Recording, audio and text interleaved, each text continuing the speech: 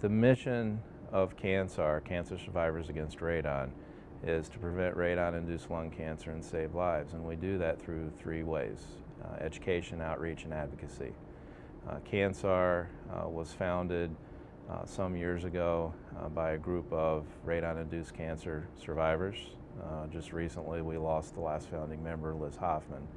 So at this point, no one in the organization has survived radon-induced lung cancer that was part of the original founding group.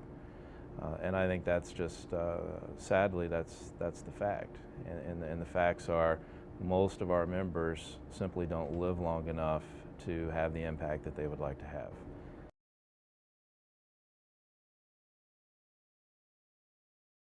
The Kentucky Association of Radon Professionals was founded in, I believe it was 2008. And the reason for that organization is nothing was being done in the state, with the exception of a few organizations, to address the radon problem.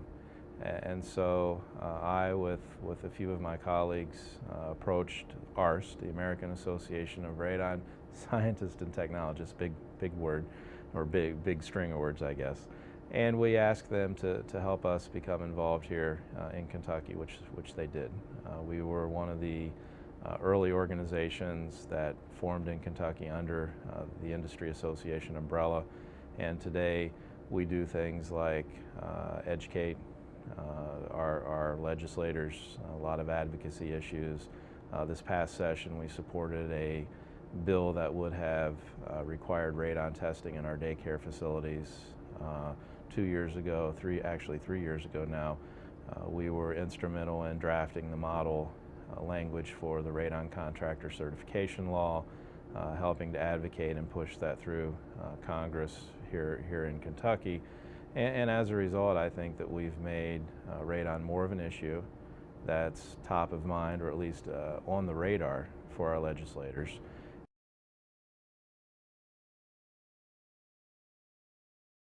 As far as where we're at with policy in Kentucky today, in 2011, we freshened the contractor certification law that passed through the legislature, was signed by Governor Beshear in July of 2011. That formed a committee, and the committee is now working with the cabinet to promulgate the regulations. Those regulations have been completed, and we're simply waiting for them to make their way through the regulatory approval process.